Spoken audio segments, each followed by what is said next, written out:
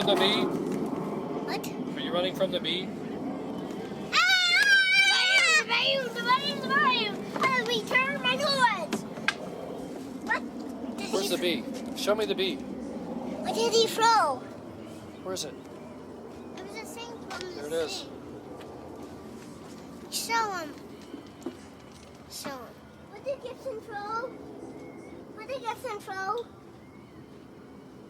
The bee's down here. No. Return the toys! Easy. How about these hyenas? But they're bad guys. Oh, well, get him out of here. And how about this guy? He's a bad guy too. Okay, well, are they going to go with Flower and Bug Guy? To their hideout? We're gonna get her. Not Batgirl. No, not Batgirl. Where are you taking her? Oh, trap her. You gonna trap her? Yes. Oh. Well, and you will not get her. Yay, we're gonna trap her. Alright. We're gonna lock her in our cage. Okay. We got her. Maybe this guy can get her. We got both friends. Yeah, how about this guy? Who's this guy? We got Aquaman. We got Batgirl. And we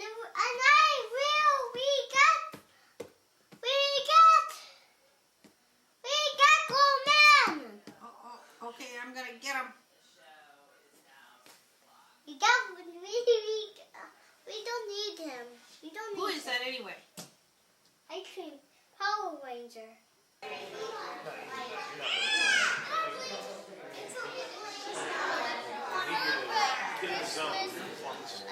Looping music with subliminal, embedded subliminal messages. Where the message is like, you will let us have your ports and roads and bridges. It's more like buy another sandwich. Have the chicken salad. I don't know what the message was.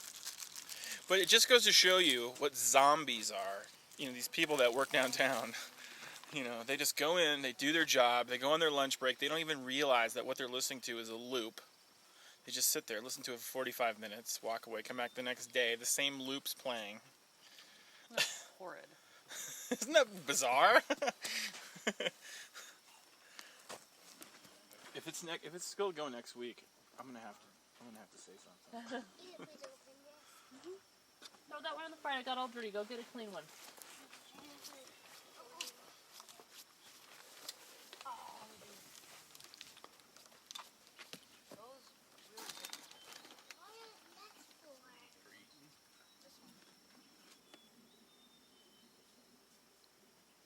What are you doing, Gibbs? You rubbing dirt on yourself?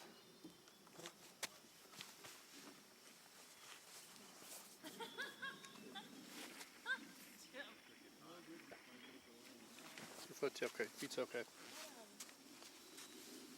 Can't get out in the morning. Tell me, scoop me on it, Tim. Come on. On her daily regimen? Yeah. Well, it's get up whenever Elsie gets.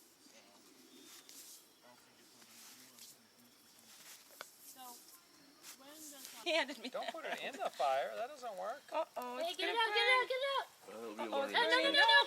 Come here. Blow on it. Blow on it. Blow on it. Careful, it's hot. There you go, there you It's really, go. really hot. Blow again. Oh. It's a quick study. Careful, it's Did really you just hot. see it? But the inside's still good. No, wait. Don't touch it. It's too hot. Bring it here, Gibbs. I'll help you. Come here. Take it to mommy. Got a lot of instructors. Your tongue on it. You didn't bring yours. Good job. But do it now, please. It's a treat. No, Okay, here you go. I'm eat on my marshmallow. Here you go. On my marshmallow. Here, eat it. Eat it.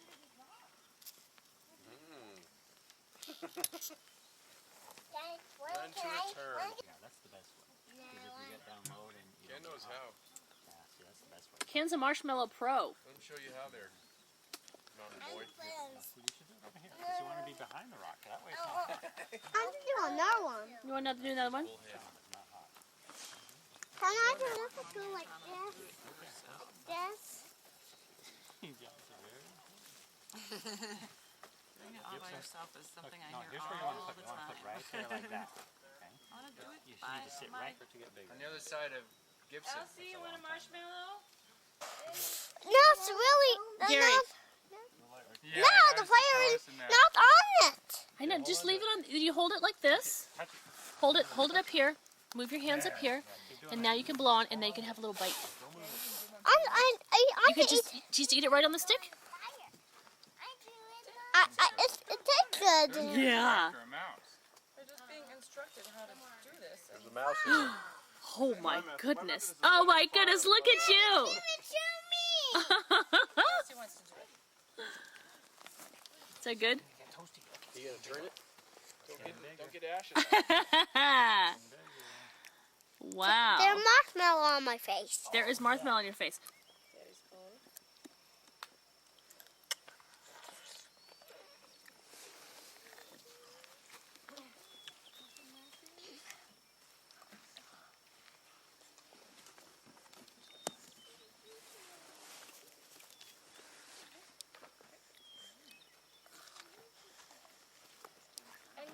You done? Cool. See that garbage bag right there? Gotta be ready.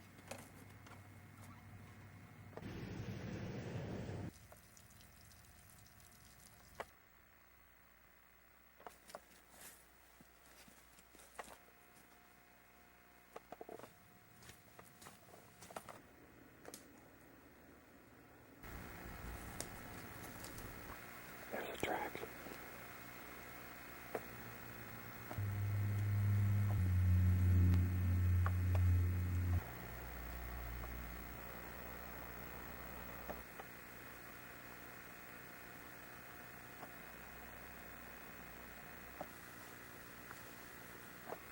Here's Alton. What? Get a sense. You sense a deer.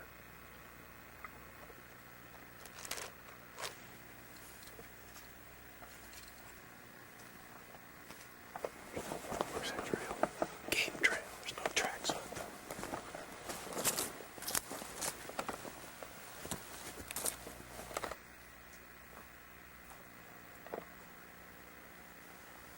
That's fenced in.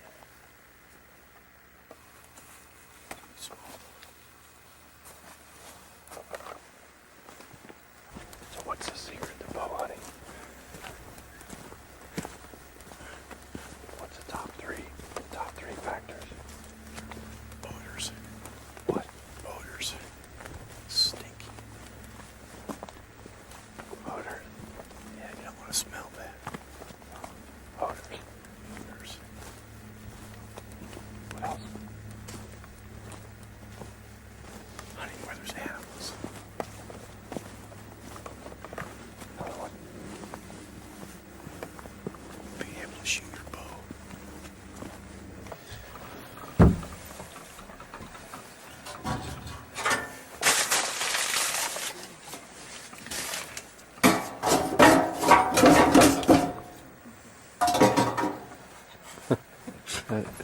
The hat's too uncool.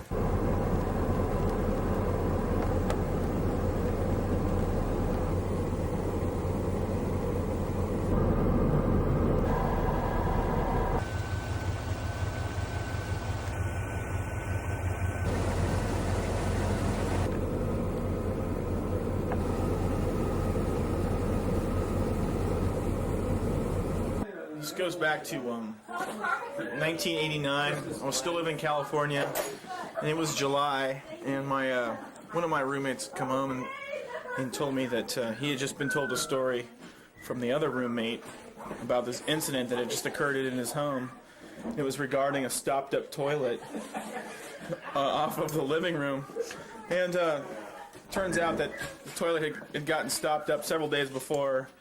But his parents were holding off getting it unplugged because they had a plumber friend of theirs who's going to come over and take care of it when he got time to do that. Well, see, about 2 or 3 days went by in July, no air conditioning, and the stench got pretty bad, so they decided to shut the door. They had 2 bathrooms. They shut the door, and day later, the stink had gotten so bad they had to stuff towels underneath the door, underneath the door jamb, because he was getting really ripe. So he went over there and saw this situation they were in. He's like, well, you know, this is really bad. They called the plumber up. The plumber's like, I know, I haven't been there. I'm trying to get over there. I'll get over there as soon as I can. He never showed up. So my friend's like, well, I guess I'll just do it for you, you know. So he went in there with a bucket and some gloves, and the stench was so bad that he decided he's going to put a particle mask on to kind of like try to break it up a little bit. And then he proceeded to go over to the toilet and just start scooping it out, right? With every scoop, the stink just got a little worse and a little worse, and finally his stomach couldn't handle it anymore, and he vomited inside the particle mask. And then he started gagging on his vomit inside the particle mask, and he reached to take it off, but he had shit on his rubber gloves, and he couldn't get a grip on the mask. And he was suffocating. Well, he just dashed out to the patio and scraped the mask off this piling, or the stanchion that held up their patio roof, and waited for a plumber to come take care of the rest of it, because he gave up. Sorry, that was the end of the story, basically. Come here, bring it up, buddy. Bring it up. Come here. I want to talk to you, man. What happened with your dad's race for judge? What happened? It's all politics. We're just trying to get. It is all politics. It's all. What does politics think about your tie? Oh, now, come on. I asked him Let's keep it out. Just legitimate keep it question. clean. Keep it clean. I thought this was wrestling. It's all directly whoever can pay the most to the newspapers for their advertisement will win the election, because they will get not only, you know, advertisement of their own, but the papers will endorse them. It's all financial. Oh my God, you gotta turn the camera off. Turn it on. Turn it off.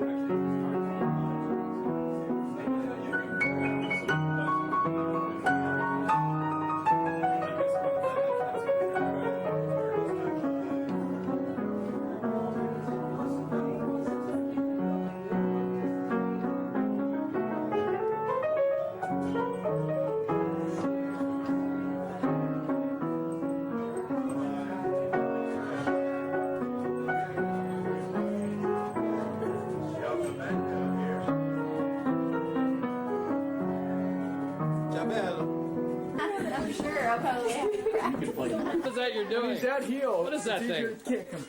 Wait, no, whenever he's home in bed at night, he's pretty close. It's pretty easy to just reach over there and get it. Wait. Just get it. You know, I know he's coming home. Kenny, Yo, what do you want, huh? you want a piece of this? Mono y mono meeting you outside, huh? Got the scenery.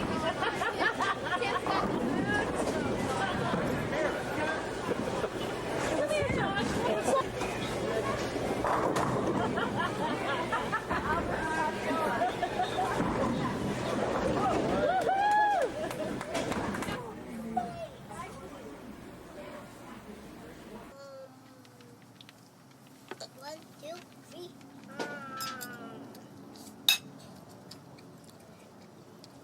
Pick up needle bites. Ow, ow, ow, ow.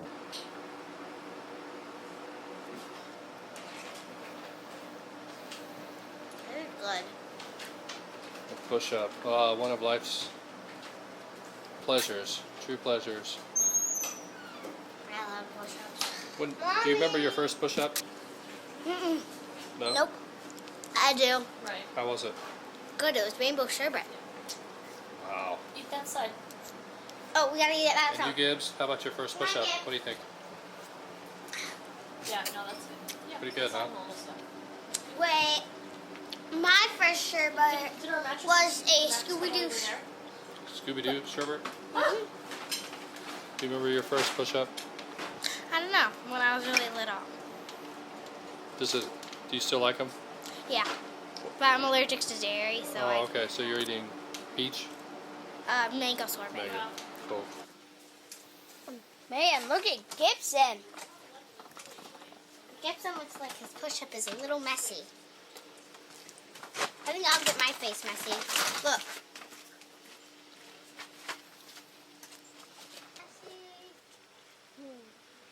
Let's get my mommy's face all messy. Use your camcorder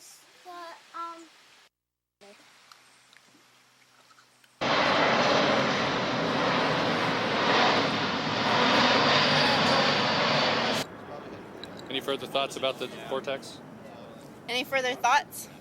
Woot! I think it's Which direction is the motion going that you were thinking of? It feels like it goes this way to me. Yeah, me too. To the right. And then the up and down thing? Now, it's interesting because when I just kind of like feel it from the outside, it feels like it kind of expands and it hits across the top of my head. When I go into it, it feels like it pulls down. So it's like, it's got to be doing opposite from inside. So it's like a torus. So Yep. it's a donut this way, but it's also going this way. Yep. But it's going this way. Yep. Yes. Now, someone else said the same thing, that part of it. And then someone else, another psychic, talked about the energy coming coming down in vertical lines through you. And that it could also extend up to the house. Oh, definitely. That the ring is pretty big. Well, there's no office. Hello. There's no... Where your office is? Yeah. Like, there's no... That doesn't feel accidental at all. Yeah, well, do you have a location then where you would, up there that you're thinking of? In the office? So if you go where I felt most drawn as I came into the room, so if you're coming in through the door, you have the desk kind of here, sort of, kind of in the center of the room, sort of up high, like right about here. You can kind of sit either here, or even over here, and sort of pull stuff down. Like it kind of creates a grid, depending on where you place yourself inside. But it definitely feeds off of a person's, like their own field, like whatever your field is attracting. I think it would kind of work with that. Anybody would do pretty well with that. Obviously better if you're kind of, if you're aware of it. Yes. You're saying almost the same words Yeah? as Jenna Lee. Just to mention her name. Same thing. And she said awareness. Because I was aware, I was able to handle being here, but that it could be destructive to other people because it's real high frequency. Sure. If you're pulling in the level from up here and you've got a bunch of heavy stuff sort of hanging up here, I would think it would kind of make some mess in your life. Which is kind of what happened. I mean, it did fragment. Yeah. So it kind of did. Yeah. You'd have to be. I feel like to be around here, I'd have to be constantly cleaning myself. I wouldn't want to step into it unconsciously. You'd throw your shit all up in your face. Mm-hmm. You're like, okay, so what do we have to deal with today, folks? But on the opposite side of that is it's the same thing. So as you step into that field, whether it's the torus of the heart or whether it's the torus of this thing, whatever it is that you're trying to focus on, whatever it is that is kind of blocking that inspiration is going to have to be moved to allow for more of your awareness to be in alignment with that. So to some degree it's probably unavoidable, but anything else? Unavoidable, but on the other side, if you're conscious of it, I think you would have more of a choice of how kind of how that would present itself. I see two. it's definitely affected everyone around it. Yeah. Well, it's interesting because you really kind of get so you kind of just sort of send yourself down in there. It's like the eye of the hurricane in it. But the further out you come, the more it's definitely like being a tornado. Like you're in the eye of the tornado. Mm-hmm. That's the piece. You're outside of it. The further out you go, the more in the path of the motion you become, I think. Yes, yes. You want us to go down there? Yeah.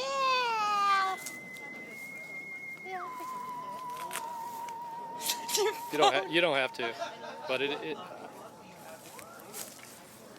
but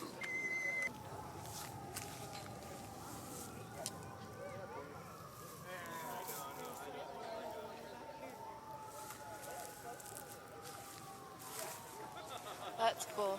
So, it definitely has like a grid effect. It's like you kind of feel it pulling from different positions where, like, depending on how close you are to it. So this feels like it goes that way, like more of this spin. Whereas if you come oh yeah, more here, like that feels more locked into me. Like that position, I'd feel like would be moving stuff out. This is about where I'd want to stand to move stuff in. got a winged figure tattoo, by the way. Winged figure tattoo. Yeah. I think. It is, yeah. It's kind of Here, let's get a still of that. Yeah, go ahead. How do I get that? Okay. It's my warrior butterfly. Warrior butterfly. Yeah. Clockwise and Multiple ones, anti-clockwise. so that there's probably places where they intersect. Right. Like over there. You two would get along. Right about where the playhouse is. We've got mojitos made by Ernesto. Indeed. And always beware when Brooke gives you chocolate. I'm not complaining. I want to. Ernesto's using ancient handmade methods, hand crushing certain things.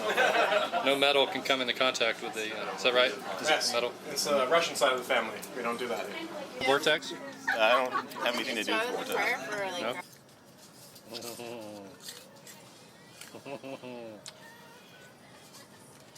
Wow, your belly button is dirty. Oh my goodness sakes. What happened to that? Storage? They get really drunk and all patriotic.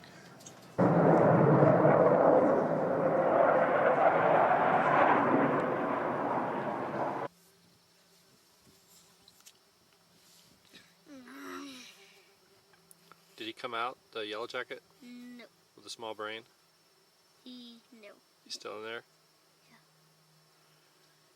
He's thinking he could get out the windows. Well, we don't want to have more in there, so let's try and get him out, and then we can close the window, the door, because there's another one coming in. There he is. He came. He's the star of that book. He came. He drank. He I slept. think your testimony in that book is in the top. Really?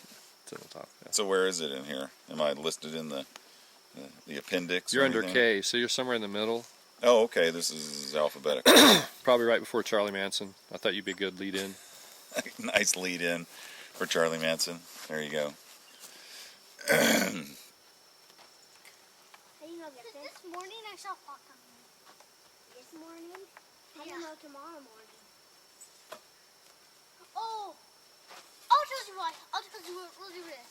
It's really just clouds.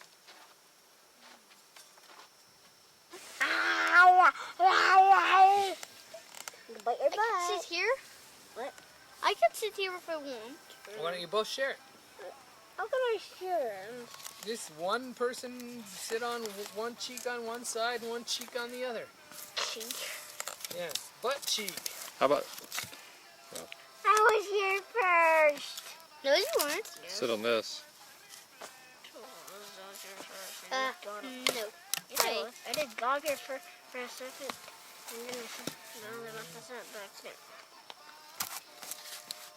Oh, look. Oh. So, I'm going to sit here. Can you please get off of me? Felix.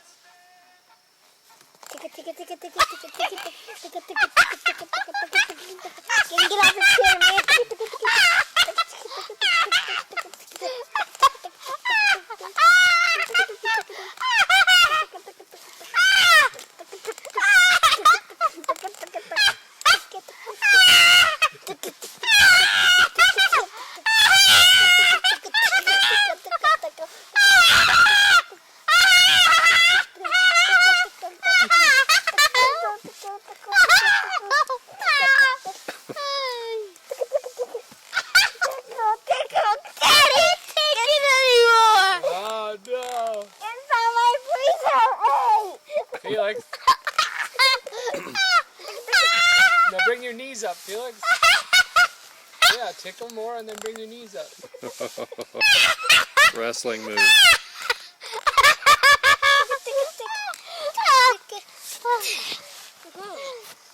Well done, guys. He's in there now, Gibbs. It's running now. As we've uncovered, I've uncovered an illegal s'mores making operation in the hills of Washington.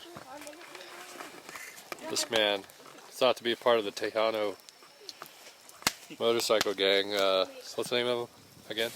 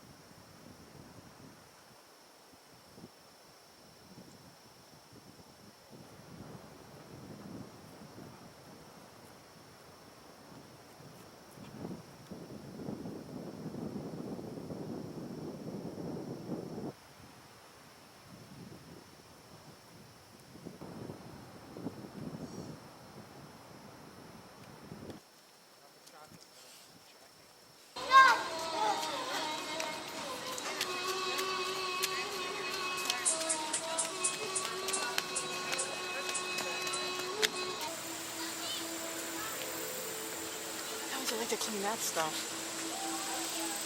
Have there been any paranormal events here at the zoo that you know? No, you'll have to ask the elephants.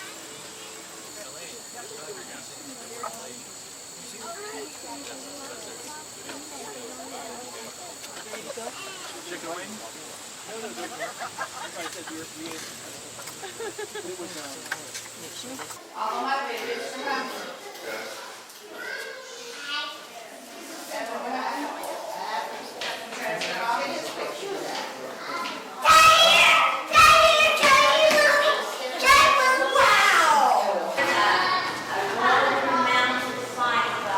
I was wondering how bats can fly at night. You can see better at night. No. Night vision. No. No? They hear. Oh, is that how? Through sound waves? Yeah. A bat can actually eat a dozen mosquitoes. A group of bats can eat a dozen mosquitoes.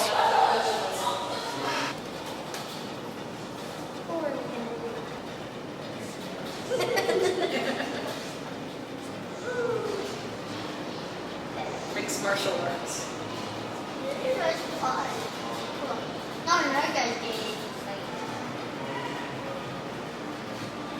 It's going to become a free-for-all.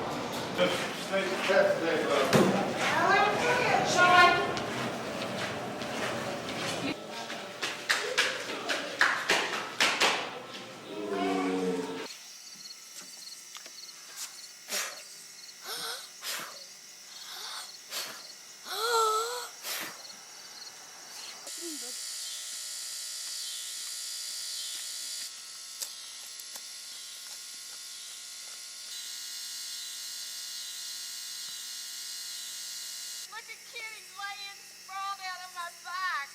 She's got all of her legs spread out. That's weird. For some reason, she thinks that's comfortable. Is it too dark, Andy? Don't get my big old butt in the picture. I'm not. She's getting antsy. She do Oh that. boy. No claws, huh? No, she doesn't usually scratch me unless I pick at her. Kitty. Kitty. Now she's scratching. Oh, she's on my bare skin. Hurry up, Andy. I can't. Okay, I'm done. Here he is. Kitty, go, Lightning go. bug. Go. Lightning bug. Oh, man. Light up. Light up, lightning bug. Come on. Oh, there it went. Blow on it just a little bit. Not real hard, just a little bit. That was too hard. Yeah. Oh, okay.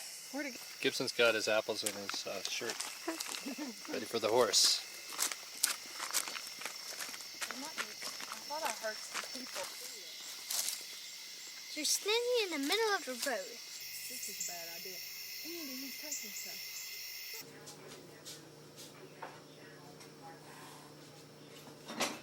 He's pretending it's a sack of gold or something.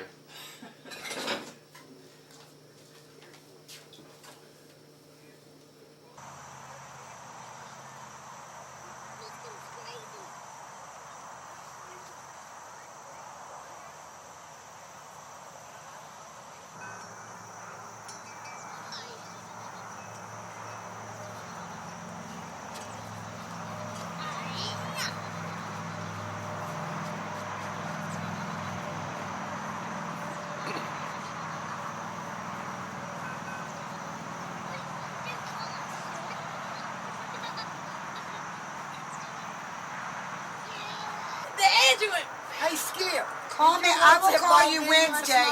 I might drive you to Parkersburg. What happened? Maybe I can drive you. I'm going to call Monday tomorrow. Henry told Jody. I don't know what to think. Well, she's more worried about Linda. I don't think it was. He said Linda won't hardly ride with anybody. She won't hardly ride with me. Outcode, big time. What? Well, he got outcode next. But no, he's doing it really good.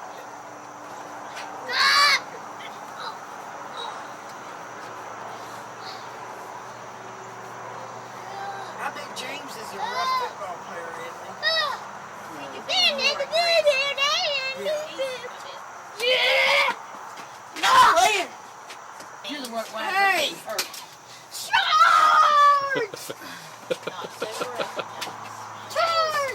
Andy's recording now. Al, don't get in this, Skip. Run! I'm going to drop you. It's retribution. Let me look. I'm going to drop you down the stairs if you don't let me see. You drop him, you break every bone in his little body.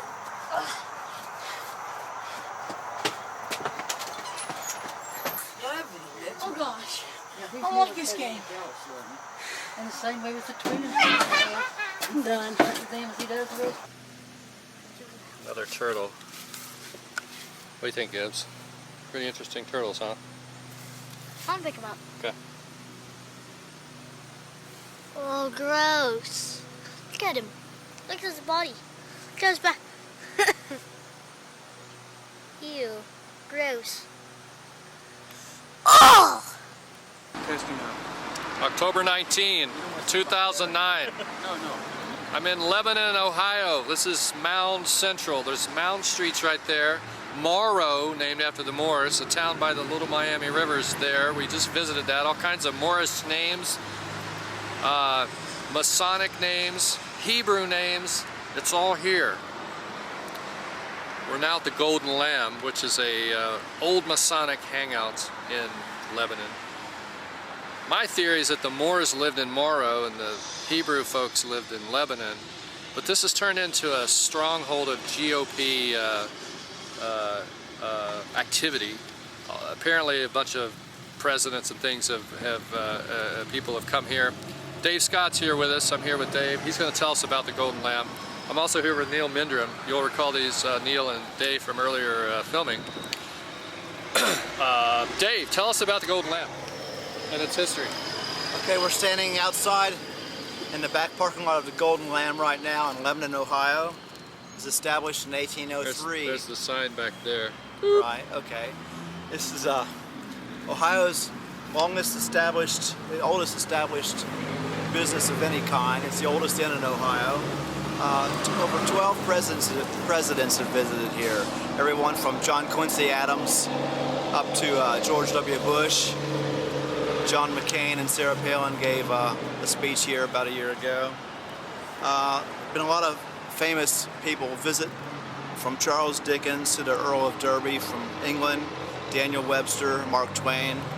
A lot of famous people have stopped by here because it used to be a popular stagecoach inn along the stagecoach route here in Lebanon, Ohio. Now, it was used for a time to house the Masonic Lodge. It was a temporary lodge when the lodge was closed down here in Lebanon. The first lodge was formed here in 1814 by Thomas Ross and Captain John Sheets. They both were from Lebanon. They traveled to Chillicothe to get permission from the Grand Lodge of Ohio and started the first lodge here in Lebanon. It was a two-story building on Broadway, 2 doors north of the present temple, which is just a couple of doors up from the present Golden Lamb Inn. And that was in 1833. The lodge dispersed operations, and then 5 years later it was revived, and they began holding meetings here at the Golden Lamb. It was known then as the Bradley House. Until 1846, they added a 3rd floor to the old town hall, which stood on the site of present-day city building, and meetings were held there until the completion of their present temple, 2 doors north. The current Masonic Lodge is on 30 South Broadway Street, which is just a few doors up from the Golden Lamb here. Shall we go there? Sure.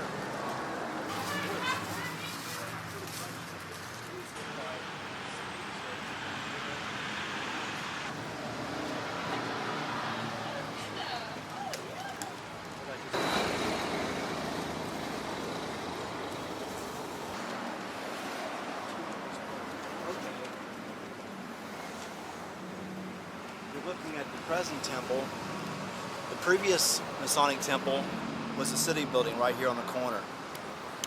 The one with the flag? The one with the flag. You gotta look at that and see if it has any Masonic symbols and things on it. What? See where the triangular area is? There's some sort of relief. All these columns.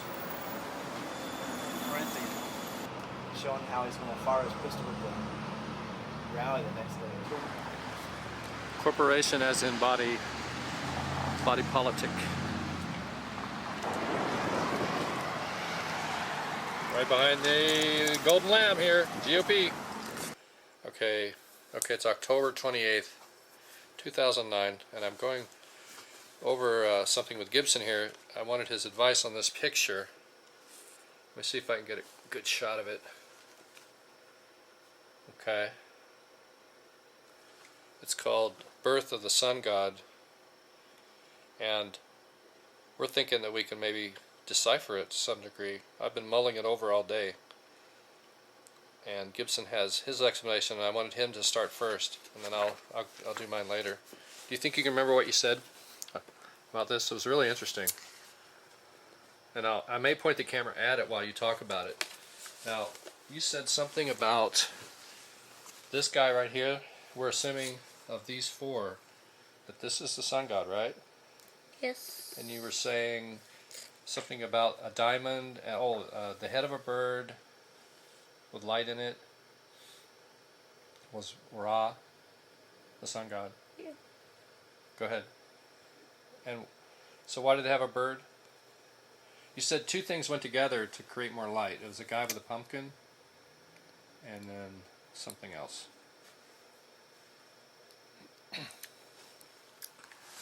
Oh. Why did the guy? You said he had a bird head, an Egyptian body, and he was carrying a pumpkin. Yes, a cat head. Cat head. Cat head was a Egyptian body, and he lives in the pyramids of Egypt, and if he is the god brother of the cousin of the mummy. They claim that he isn't really truly real, but he does. There is a statue of him in Egyptians, So, as you see, it's right there. As you see, there will be a circle with the birth of the sun god, and the sun god. You see this bowl right here? It makes birth from gods for Egyptian. And as you see, if you see this bird, that is Ra, the sun god. He is a bird. But he's shaped like a pyramid. Yeah, I know that. And he is. He doesn't really look like that, you know. He doesn't look like that? No, he doesn't. What's he look like? He looks like a. Oh, I don't want to try. He looks like a. He has a silver glittering head of a bird, of an eagle. And he has a body of an Egyptian. If you put right here, there will be. He has the body of this. But he's not this guy? No. If you notice, there's also a. There's another one in there that you want to refer to? No, there might be another Egyptian one. Okay, let's look on the back. Do you see one? No, it wasn't the one I was expecting. Okay. I was looking for. No, point back. There's a culture that in some. If you look, there's a special kind of pyramid. If you go inside, in a certain spot, you'll see a drawing of a actually interesting thing. A description. There was a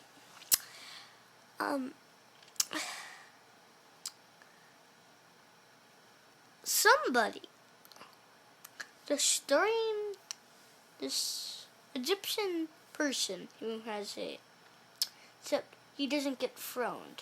He rather kills him, but then he says they cuts his head off in one part.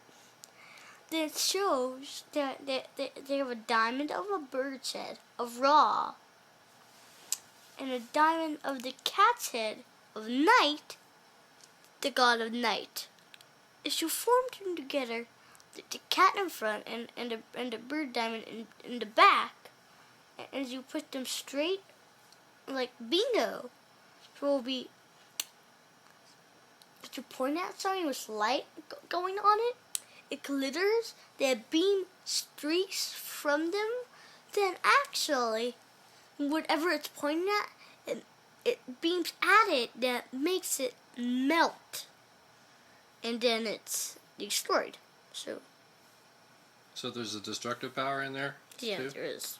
Were you talking about Osiris? He got his head cut off? Who were you talking about? No. No, that's about it. Sure, the monster, the guy who was the pumpkin, his head got cut off for a diamond. It sounds like the Headless Horseman of Sleepy Hollow, almost. No. But it's not. No, not really. Because... No, he was dead. He didn't come back to life. Okay. Because that story does kind of relate indirectly to the Egyptians of Sleepy Hollow. Because the people living in Sleepy Hollow a lot of them were descended from the Egyptians. So that's interesting that you brought that up. I know about it. I learned it in math. Have you explained it fully?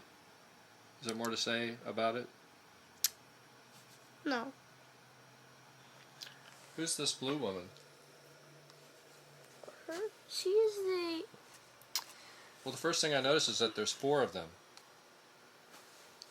And each one of them have 4 straight kind of limbs, like M's, like 4 ones. But there's 4 total. And it's almost like a progression from this one to this one to this one to this one. Maybe. Or maybe this is a parent and this is his female, and this is the child, and the child births this as well? No. Maybe these lines up here are like DNA, family lineages, and then his combines, he's got something extra, like an extra chromosome. He mates with her. She would be the blue goddess, the old ancient blue goddess. And sometimes, I'm wondering if this doesn't refer to an immaculate conception, because here you have nothing in his, or maybe that's male, I don't know, reproductive something or other. Get someone else. And then maybe she's one of these blue women that were reported to be able to have kids like the Virgin Mary without a father. But who's this? Is this a real offspring, like a human that they had, or is this, or maybe this is the child of the.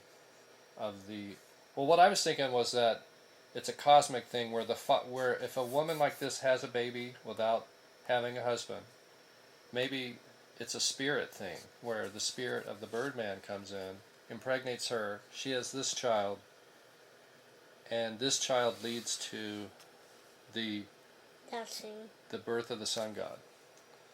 Unless this is the sun god. No, the sun god is him. Actually. But interestingly, we have a bird here and a bird here. Maybe this gets transferred here, and then the woman's part gets transferred here, like you were saying, the birthing thing.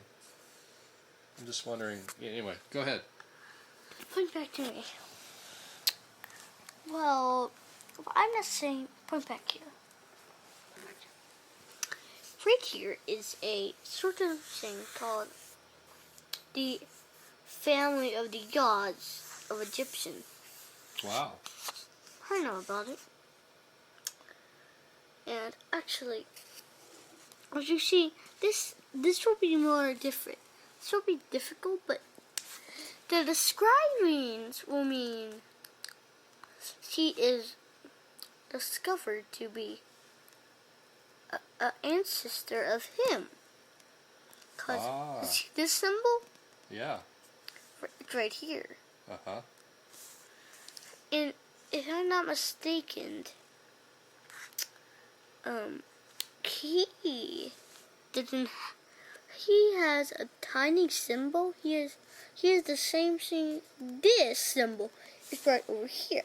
Yes. And this is usually mostly on everybody.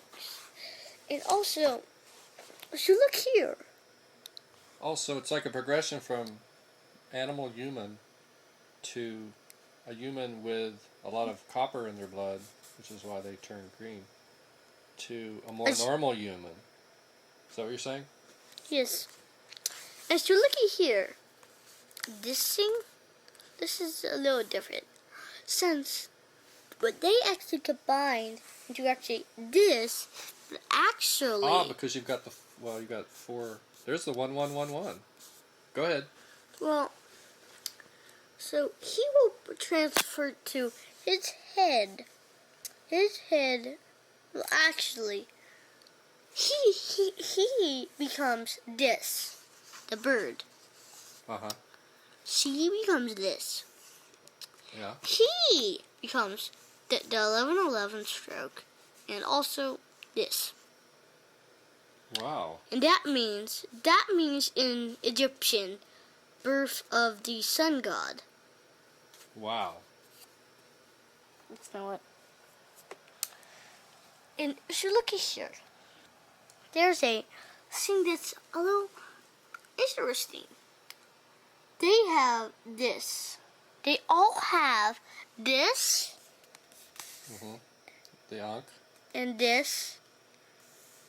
They also all have the same thing like this and this, but different colors. Yep. And also, they have the same thing, even the same hair, but different. Well, yeah, I noticed that he's really dark red, kind of, and that if you mix these two colors, it would be more light like that. Yeah.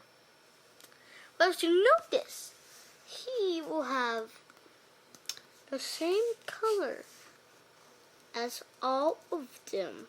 He has the color. But actually, as you look here, the description on that, this says sun god. This says, this describes how it makes the light. But actually, this part describes this, why it's there. Because that is supposed to be always on this part for birth of a god of Egyptian. Because it makes the Egyptian god come to life.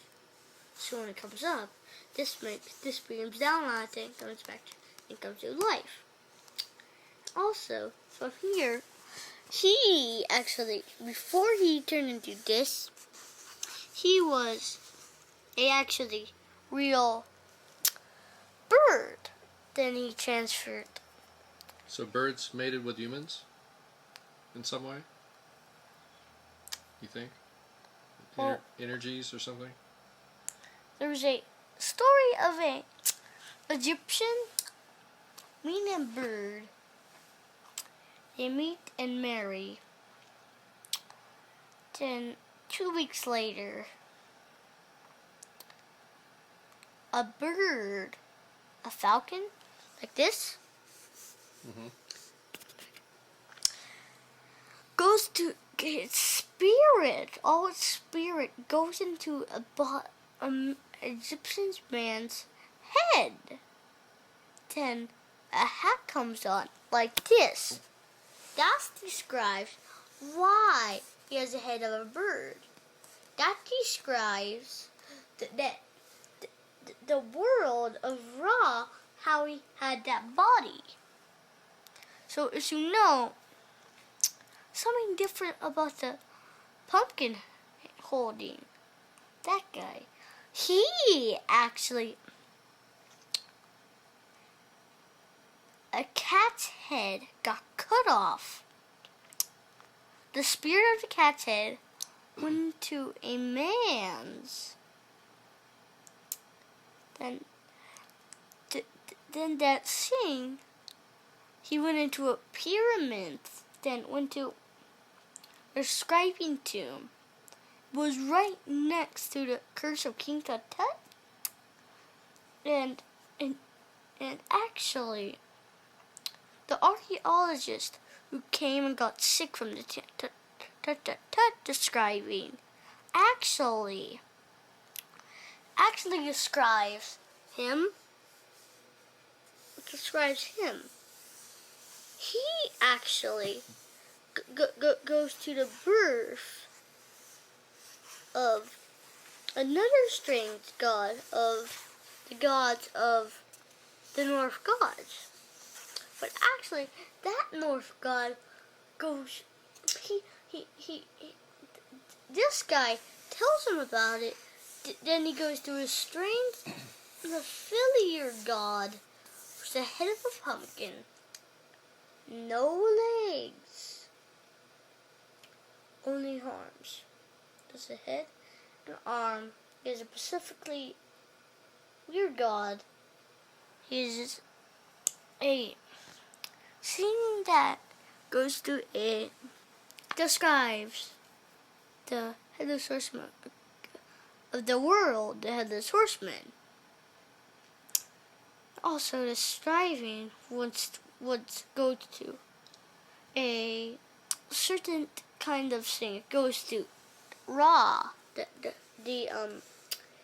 diamond of the world. It's a diamond of sun. As you notice, Could this be sunlight coming in? Because it's shaped similarly. It's triangular or pyramidal, sort of. And then it goes like it's in all their loins, and then it's also in that. And it kind of looks like it comes from God in a way because it shoots in at this angle, and then comes back and shoots down this way like that. It's like it starts here and ends here, just like you're saying, but it goes through human forms on the way. Did I get that right? No. Now, if you look closely, this does something different. This beams from his head, goes down into the ground, goes up, then goes into him, then goes into this, then beams down on this, then goes that, then deer. I do notice we have 4 ones here. 1, 1, 1. 1. 1? No. Well, I guess that's not really. It's kind of like 3, and then anyway. But this is interesting. We have 1, 1, 1. These two are joined and make an L. So you have 1, 1, 1 L, which is our newest variation on the 1, 1, 1, 1. There's a set of buildings we just discovered that have the 1, 1, 1 L thing. And these are different. This is a similar thing to Ra. As you notice here, see these clouds? But actually, there's lightning. And what is lightning? It's the evolving of sun. It's streaks. There's something different about this. It goes to this. Actually, it actually goes to a description of killing people. It beams the rays of the sun and melts people. So, Sedona, Arizona bird sculpture? Okay, it's the day after Thanksgiving, 2009. I'm in Sedona. I just took an earlier picture of a rock which is east of Sedona, sort of in the Munns Wilderness, which had a bird face on it. Could be one of these old Birdman sculptures. Munns could be mound without the O in it.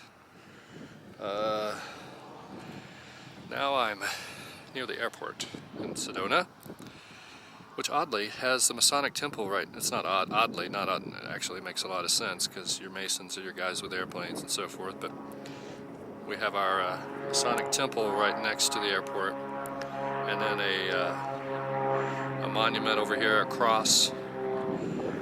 But this is right next to one of the 4 vortexes in Sedona. This is the one that's really very close to downtown.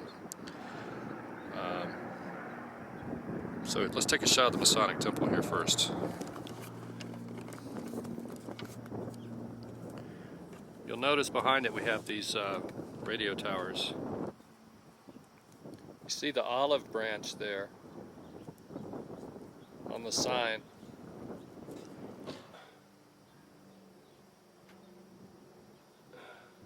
This was founded in 1964.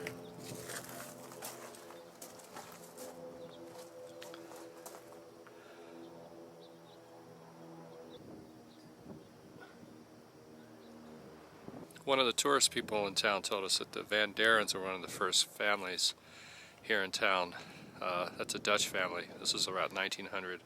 And I'm noticing here that the roses for this rose garden were donated by a John Howard Van Barneveld in 1986. By the way, Van Daren has that Darren of Derenberger in it.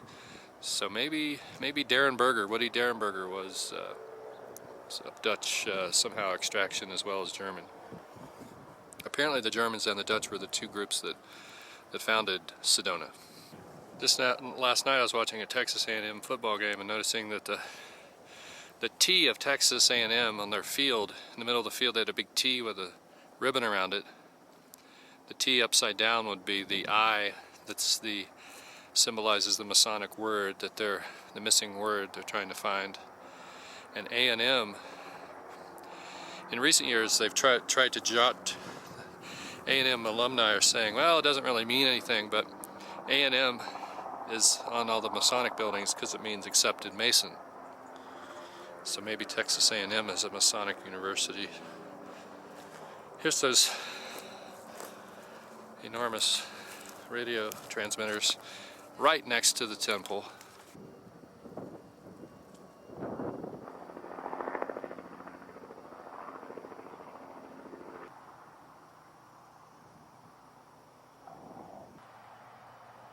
There you have the pentagram right next to the cross.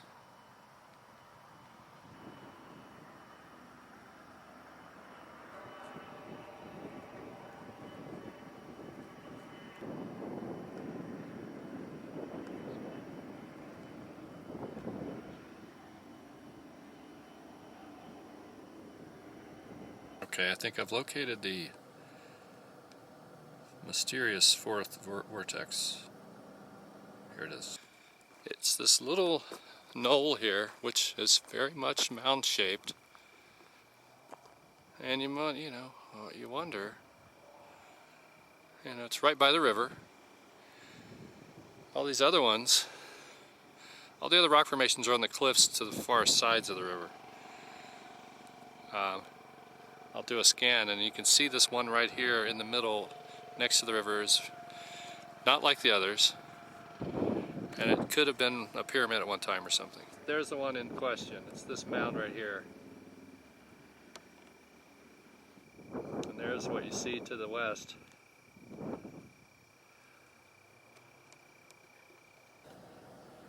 Wouldn't you know, we have the Civil Air Patrol here right next to the other stuff. Okay, I'm now actually in the vortex in Sedona, the most sacred one, and I'll show you where I was before. Here, look. I was right up there where the sun is. Now we're down here. Here's the rocks. You can see the moon up there. I'm not zooming in on it because my zoom seems to be broken. Here with Lisa Nesvig. We've met her before. She's got some psychic powers in her family. Your daughter recently had an interesting thing with, did that happen around November 11th? The fairy story? So where the girl had the dream? Happened, I think it only happened about a week ago. I don't know when she had the dream though. She got the phone call a week ago. Are you picking up any vibes here? No. No? No. Well, they say this is a vortex, and this is probably, I don't know if this is the one Louise Lacey was on, where she said they had 11 types of plants with 2 of each. 11. We're just going to go up here a little bit further. I visited a spot like this in Athens, Ohio once, with a guy who claimed to be a warlock. I'd had some missing time after I was with him on the hillside in Athens. I heard a weird wind. It seemed like from another world, and then had about a missing hour of missing time.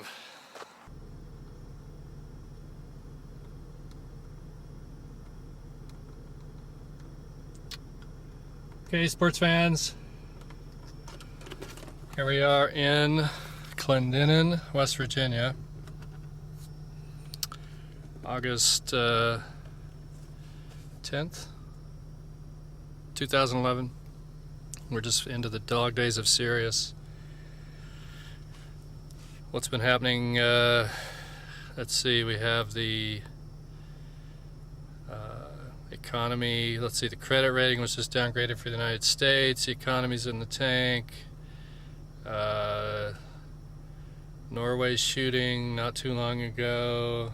Big shooting in Ohio a couple days ago up in Copley Woods. It's right near the National Cemetery that we visited. Connecticut Western Reserve, Old Moorish area.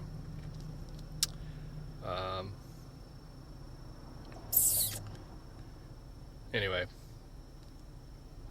it's a spooky time, and we just saw that sign there. It says in 1920 Union Carbide built its first plant for the production of synthetic organic chemicals. So why was Mothman seen here first? We don't know, but could have to do with this carbide plant being the first carbide plant, the start of the big oil, which is now morphed into big nuclear energy, big energy, threatening to kill us all. I'm trying to find the cemetery where Mothman was first seen. There's several cemeteries, though. The biggest one is Kuntz Cemetery, which, because it has a pseudo-German name, like a changed version name, a German name. The spelling has changed. I figured that's probably the cemetery, but we wonder who was being buried when Mothman was first seen. Was this a person who had worked at the carbide plant and who had died? Was it somebody who knew something at the carbide plant about something nefarious? The use of these organic chemicals from gas, do have caused big drops in testosterone levels in men and sperm counts in men. Really is a serious issue. It's threatening, it's almost a depopulation scheme. So, not in addition to the cancers and things that are caused by all the different things that are made from gasoline and oil. So, I don't know if we're going to check it out too much here. There's too many options, maybe. Time's a little short. I'm heading to the Great Barker Museum today. But thought I'd let you in on what's going on. Other Mothman researchers bring you the perhaps the first Mothman sighting in Point Pleasant, but we bring you the sighting of the first Mothman sighting prior to Point Pleasant, at least the famous one here in Clendenin. We know that there was another one in 1961 in Charleston over the Blaine Island carbide plant. This one, of course, is close to the original carbide plant. It was built the very first one here, or second one maybe, right at the same time the one on Blaine Island was being built. They were building one here nearby, down at the falls in the river, at the Elk River down there, below us to the right. There's some old graves in here. Here we are at the bridge at Kittanning, PA, where the Mothman Prophecies was filmed, and this is the bridge that fell in the movie. We're here with Ted Torbich. Ted, hi. Did you see this? Did you see this part of the movie? Yes. Where it fell? Yeah. It looked like gear came running down. Yeah, it came down this ramp here, I think. Came running down this ramp. Yeah, and then the traffic stopped, and he went out onto the bridge, and that's when he realized that it was the bridge that was going to collapse, not the factory. Do you remember when they did the sort of pan or the pull away shot where they showed the factory that he thought was going to blow up from that Mothman supposedly said was going to be the catastrophe, but that was just him reading into it. And then it pulled back to the bridge. I was looking when I came across to see if there was a factory or something down there that they might have used that was, but obviously that was a shot from somewhere else because you can't see a factory when you're on the bridge. But this is obviously where he was traveling, and this is the bridge. So yeah, it's good. I really like the movie, obviously, but it's I didn't like the way they conflated Mothman and Injured Cold to be the same character, but I guess this is also the bridge where it's the same bridge where the crazy guy, what was his name in the movie? I don't remember. Yeah, I don't remember either. He thought about jumping off? Yeah, he was standing on the side, and Richard Gere came up to him, and they talked for a minute, and then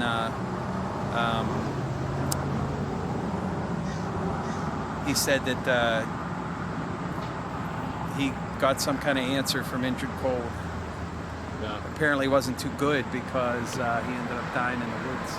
Yeah. Welcome to Iron Mountain, Boyers, Pennsylvania. Is that good? Yeah, we're here with Ted Torbich at Iron Mountain Secret Underground Facility. You just saw the entrance sign. Yeah. Tell us what it says. It says, let me tell you what it really says or what it really says. Whatever. I'll tell you what it really says and then I'll tell you what it really says. This is a high security installation. We reserve the right to search all persons, packages, purses, briefcases, backpacks, and vehicles that enter or leave this facility. In other words, we reserve the right to rip up the Constitution and wipe our ass with it if you come in here, which is pretty much true everywhere. And I'm going to zoom out a little bit on my camera away from the sign, and you can see the wonderful barbed wire fence up on top of the hill there. And it has the razor wire, the coils like they have in the old concentration camps and whatnot. And you can see that the entrance is behind that little okay, here's the entrance. Yeah, and there's the entrance probably goes right into the mountain there, and there's limestone caves and apparently a whole bunch of companies store records here. The U.S. Office of Personnel Management stores all of their classified background check material underground in this facility. It's supposed to be one of the most geologically stable areas in the country, and that's why they choose it. And southwestern Pennsylvania is one of the oldest land masses in the country, so it's probably been here for a long time, very stable. These limestone mines, supposedly, only like a couple miles of rooms and tunnels and stuff, but there are rumors that it goes as far as 15 or 20 miles underground to other nearby towns and whatnot. It's designed to take several nuclear hits, nuclear strikes. And you could see because, we have no idea of gauging how deep it goes down. It looks just like the entrance to that secret base that Hans Kammler built, where they killed all the German scientists. Nordhausen? Was the one where they collapsed the entrance? They marched them all in there, and then they blew up the entrance and killed them all.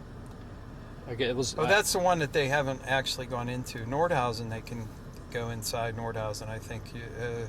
But I could be wrong about that.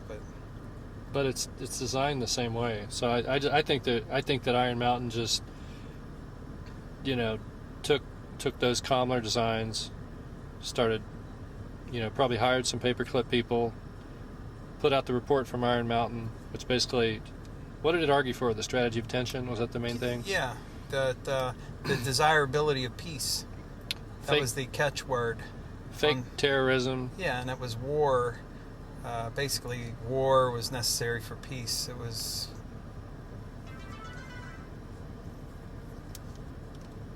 I don't think it would be such a good idea. You got old ladies driving in there? What the hell? Secretaries, file clerks. We need to find out. We need to call and see if this is tourism day. Yeah, we don't know. Iron Mountain might have tours. We might be able to go inside. I mean, maybe not. Maybe there's another entrance too. I mean, there could be. But there's a lot of parking here. There's like 2 levels of parking over there. Check it out. White bus. Oh, they got the blacked out windows. Look at that, huh? See that? The Isn't blacked that out window. something? Shades of Point Pleasant. Yeah. Isn't that something? Darkened windows. Wow. Yeah. That's pretty creepy. Really. Nice big parking area. We got one down here with a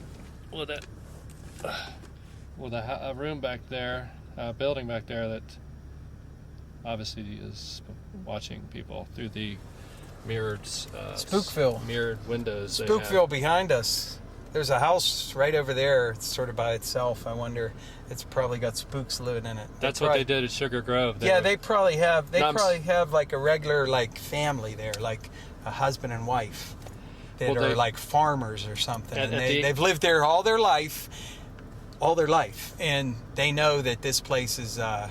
It's just where they store records and stuff. And if you were to talk to them, they would tell you the sanitized government version of everything that goes on here because it's because they work for the facility. I guarantee you that those people, they do not have an official job that work at Iron Mountain, but I guarantee you that they work for Iron Mountain or whoever's behind Iron Mountain, and they would tell you that nothing unusual happens here, even though they're right next to the entrance, and they would see comings and goings and things like that.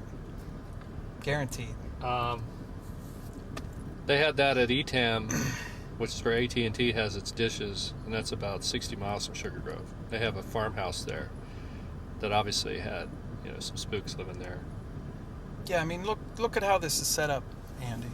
There's nothing over here at all. We came through nothing but woods and farm field, And there's nothing up here except for that house. There are probably guards that go around that fence line, I would imagine. Although, you know, where it's steep, obviously, it looks like the weeds have grown up right up to the fence. But I'll bet you up on top up there, I'll bet you guards walk along that fence line up there. Because it would be real easy for you to come down over top and avoid the gates if you got over that fence up there. You could come down through them weeds and get right to the entrance and bypass the guards. So I guarantee you they probably have people up there. They have guards that patrol that perimeter up on top. There might even be another fence further back in the woods, maybe. Sort of like to keep anybody from coming on the other side. I wouldn't be surprised. A lot of these people are walking out of the tunnel on foot. Yeah. Well, they park out here. There's a guy carrying... So you know what? They probably... There's a guy carrying a fucking rifle in a guitar case. No, look. I see him. No, seriously. I see him. Check this guy out, folks. Yeah, what is that? You know, and I've always said that this DC Sniper was an Iron Mountain gig, because the white vans that they were seeing were probably Iron Mountain dudes. Right. And I can't remember what all got me onto. Well, it was the fact that at the time of the DC Sniper, they had some losses of Iron Mountain. Somebody broke into their vans and they lost thousands of millions of credit card information, social security numbers. They all, quote, lost it. And it was right at the same time they'd caught the DC Sniper, and there was an article in the New York Times that actually combined the two and said and made a joke about how the DC Sniper could have been worked for Iron Mountain or so. Oh, the vans were the same. The white vans, the white vans that we've heard about the DC Sniper are, you know, here's. And that's what Iron Mountain. That's the Iron Mountain goes around in those white vans. Well, that was their early like symbol, the white van. Yeah. And that was a symbol of the DC Sniper. And they still use those when they go to do shredding and stuff, because Iron Mountain does shredding too. Yeah. Which, you know, as we talked about earlier. Well, there's a half a dozen. They take your secret documents that you want shredded and nobody have access to, and they copy them and keep a copy for themselves, and then they shred your documents. Why the hell would you give? Too. United Way is represented here at Iron Mountain. They have a reserved spot? Something called USIS. Yeah. We'll have to look them up, see who they are. Okay, folks, here we are in Columbus. That is the sprawling Defense Logistics Agency headquarters. This was listed in the Torbich document as the headquarters of DISC, Defense Industrial Security Command, on Broad Street, East Broad in Columbus, next to the airport. Looks like they're adding to it. Those are some high-tech looking buildings. Now it's called, it used to be called the Defense Supply Center, now it's called Defense Logistics. They have a facility in Point Pleasant. It's been there forever. 80 some acres. It's being sold this month, August 2011. That Point Pleasant facility. It's being auctioned off for, I think they started at $2 million, now it's down to $1 million. Apparently they do have a buyer. That is probably the place in Point Pleasant where Endred Cold, Fred Krisman, David Ferry, whoever else was involved, Kerry Thornley perhaps, reported to that facility in Point Pleasant, and this would be the command center for that. This was actually built by, I don't think the actual buildings, but the buildings that house the warehouses, the concrete footings and all that was built by Harriet's husband's family. So Defense Logistics, the DLA, is alive and well, spending tons of money. They're probably watching me right now. It's a very spooky place.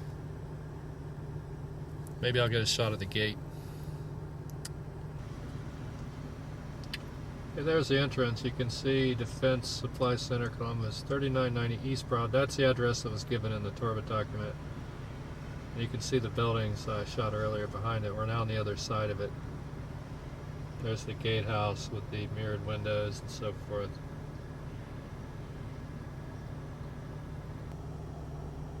Okay, we're along the fence line for DLA. Notice that they don't have just one, but two sets of barbed wire fences, making it much more difficult to get across. Here you can get a sense of the massive size of these buildings. If you look at the size of the cars there, it's kind of hard to get a good shot of these buildings. They've got all these businesses lining the Broad Street, so you can look at it, but you can't get a good shot, really. Here's a pretty good shot of that other building. Building 2, I suppose.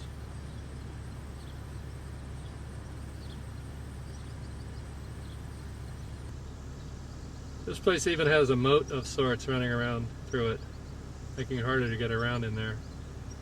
Couldn't jump from one building to the other very easily. You could control those bridges. There's also a big underground entrance there that goes underneath. Big trucks could go under there.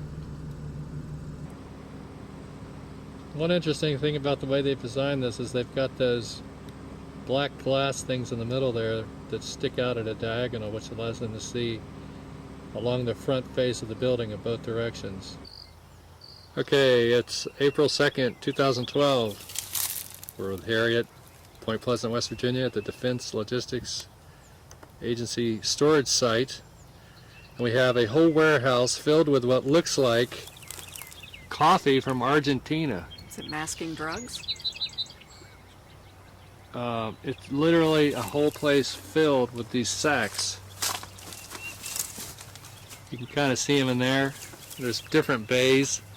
Now, Harriet, I want you to verify what I just did. I pulled out my little Geiger counter. Let's see the Geiger counter.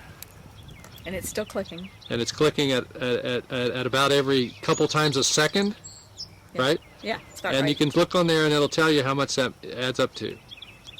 And it's definitely a significant dose.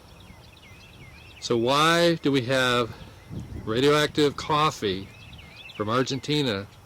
We don't know that it's coffee, but it feels like it. Radioactive coffee, this is actually, I heard this recently, but from a guy who's just going around testing food for Fukushima fallout. He said the coffee was the highest readings he would get,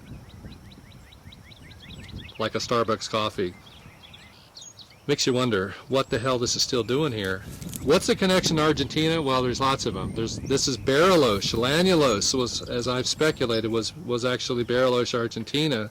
So Indrid Cold was telling people he was from Llanullos, but it was probably Argentina. Here we have the Argentinian coffee, and this connects up to the ex-Nazis who had the flying saucers, probably. Nuclear power, lots of things, Rockefeller interests, big oil, Odessa, paperclip, etc.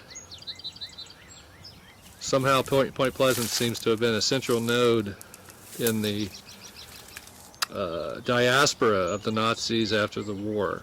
The scientists, the technicians. There's a tag on the bin, on the crate. Okay. Okay, this is a shot of the tag that was on the coffee bin. Well, Yeah, let's talk about the what's in the bags. a guy just came walking down the road here while Andy was trying to get in the building and take a look and see what all's in there, and the guy actually filled me in. This is quebaco extract. The quebaco tree literally means hardwood, and it is native to Argentina and Peru. And he said that they use it for stains. At least that's what he was told down here, that the buildings are completely full. There's like no empty space in here. There's 28 bags per pallet in here, which is a government issue pallet. Is it bags of what? Quebaco extract. It comes out in a tarry form, and that would explain why the bags, some of them have a seeping through of what looks like asphalt, Okay, it's used for staining, but one of its other uses, and I find this just incredible, is this is an aphrodisiac for women. This is what it's used for, and there's a product called Quevida that is, that is something that's used all over South America, and it's literally an aphrodisiac. Is it expensive? Yes. Let's grab a couple bags. We can make some jokes here. But you got to wonder why in the world, when we have everything in the world here that you can make stains out of, would you go for something, a natural staining, when we have all these synthetic paints and all these factories in this area that make this stuff?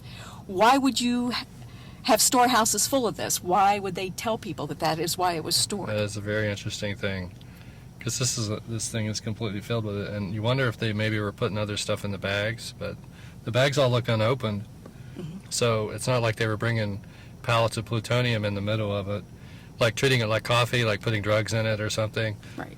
Because the bags are all sealed, and I don't think you could. They're not. They're like sealed. They're like sewn shut, so I don't think they've been tampered with. Right. And they are the type of burlap that you would use around a product like this, and that's why you see some of this seeping through, because the product would need to breathe. So it's still breathing, and it looks like it's still pretty active after all these years. And the tag we found, I don't see a date on it. Right. But it tells you that there's 28 per pallet. It tells you that it's what it is, the extract, and it has apparently some type of bin number on it, and it gives the contract number, whoever this was contracted to, which I don't know what that means. And it does say that it is from Argentina as opposed to Peru. Here we have building after building filled with Quebaca. Quebaca, which could be an aphrodisiac for women. So, was this some kind of plan to stimulate births and then abduct the babies with the craft, the flying saucers, and Indrid Cold? Another Illinois tag. Harriet's saying these are all Illinois tags of the people clearing out the how do you say it? Quebaca. Quebaco. There's our Geiger counter going off. 2013, what is it? June? July? July 17th. July 17th. My phone says so.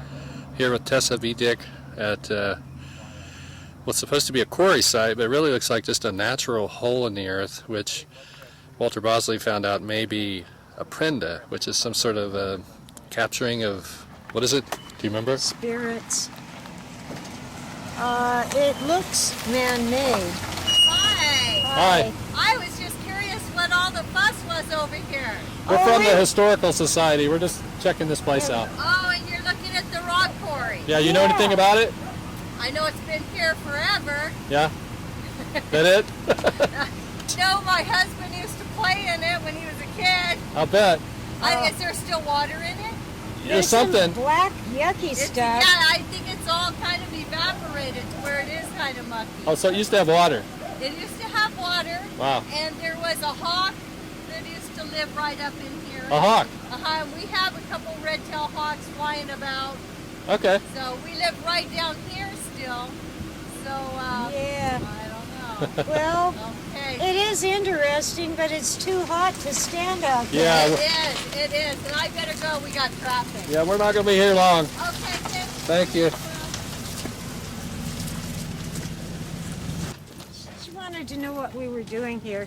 So we're from the Historical Society. Ah, okay. Yeah, that's what I said. Who was she? A resident. Uh-huh. Uh-huh. Yeah, of this community. So this would be your prenda or well. It doesn't look like this is actually a quarry. None of this stuff looks like it's actually been worked. And it's apparently at exactly 33-degree latitude. And up here we can see Easter Island-like faces. You see there on the left, see the eyes, nose, mouth, and there's another one above it. There's two in there, one above it and one below. And then there's one kind of in the middle. And very spooky place here in Riverside, California. The neighbors, as you heard, just said it's been here forever and they don't quite know what it was for. As a matter of fact, look at her features. They're almost not really African, they're not really Caucasian. I mean, I know we do things stylized these days, but there's just something odd to me about this statue. And she was a spiritualist. Yes. This lady that brought the navel orange, is that right? She's the one that brought the first navel oranges to North America. The parent navel orange tree that all navel oranges come from in North America is here in downtown Riverside, and it's on a particular corner where there is a telluric ley earth current running right through the spot. And she points northeast. She faces northeast to the arrowhead, roughly in the direction of the giant arrowhead. So, I've just always found it to be a very curious statue. You know, the woman, like I said, she didn't look like that. So who is this? Who is this supposed to be? Eliza Tibbets was her name. Right? Yeah, Eliza Tibbets. Eliza there. So we'll head up to where we can get some water right up here. What I remote viewed in all this mystery was the circle on top of the isosceles triangle, and I had never seen this before. Now, there's a whole backstory to how, when I found this, but here it is, the circle. You'll notice it's slightly bent, as in maybe something's slightly off, or something's been toyed with the flow of whatever, time, space, whatever you want to call it. Now, Tessa said she was getting kind of a bad vibe off of this thing. This was built as a clock tower for a mall. This was not a monument, but they turned it into a monument, if you'll notice the plaque on the side, to 2 police officers who were slain in 1971, and to this day, the mystery's never been solved. By the Zodiac. The case is unsolved. No, maybe. The case is unsolved to this day. Now, what's interesting is if you go straight down, like the next street over, there is a fallen, slain police officer's memorial. In fact, there's 2 of them. But yet they chose to memorialize these guys right here. The only police officers who died in an unsolved ambush, and they memorialized them right here, through which telluric earth current runs right through here, and an intersection, a nodal point of telluric earth current is right over here across the street where I'm going to take you and show you something that is hiding in plain sight. We're standing in a circle, if you look. In a semicircle, we're facing roses, which are associated with Hecate. And when you look up there, there's Hecate in her triple aspect, 3 ladies. Yeah, and a wheel. And you see the wheel at her feet. They're very similar. And we're standing on a circle that's divided into 9. Yes. Circle divided into 9 or 3 threes. And now there is the 3 female motif on other parapets, but this is the only one with the wheel of industry, or any kind of wheel at all. This is a shrine to Hecate that I'll get into this deeper in my new book, Empire of the Wheel 3.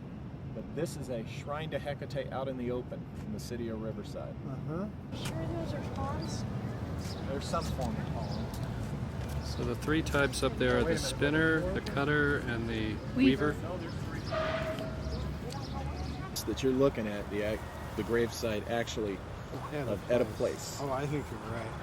And if I get my way, there will be an historical marker here at some point. And here's a clue somebody back in 1915 knew. This is the final victim of our mystery right here at your feet there, Andy. The final victim of our mystery, E. Percy Braid, buried adjacent to Cora, or at a place. And I just, after investigating this for 5 years, I just figured out, when I figured out the at a place answer just a few months ago, I realized they buried E.P. Braid. What is a braid but 2 cords tied together? They're tying braid to her. E.P., it's a clue, a pointer that it's at a place. And that's not the only evidence, by the way. That's just the fun stuff. I've got actual, more real evidence. So this is a way to keep the body in a slightly different place, so it doesn't, Or is there two No, people? no. It's just somebody knew that this woman was really at a place. Oh. And the seventh and final victim they buried adjacent to her, his initials are E. He was known as E.P. Braid, as much as he was known as Percy Braid. Plus, she's given a full Episcopalian burial. And supposedly she was a suicide. So, you know, the church knew something. And didn't you say this was a famous person? At a place. She was the associate and alleged girlfriend and wife of the Sundance Kid. Ah, yes. I argue that not only was she not his girlfriend or wife, but the woman was a nun. And that she and Harry Longabaugh were actually agents for very possibly the Secret Service, of which I'm waiting back for an answer on that from the National Archives. Nuns in the service? What's that? A nun in the service? Episcopalian nun, yeah. I believe. I mean, why not, right?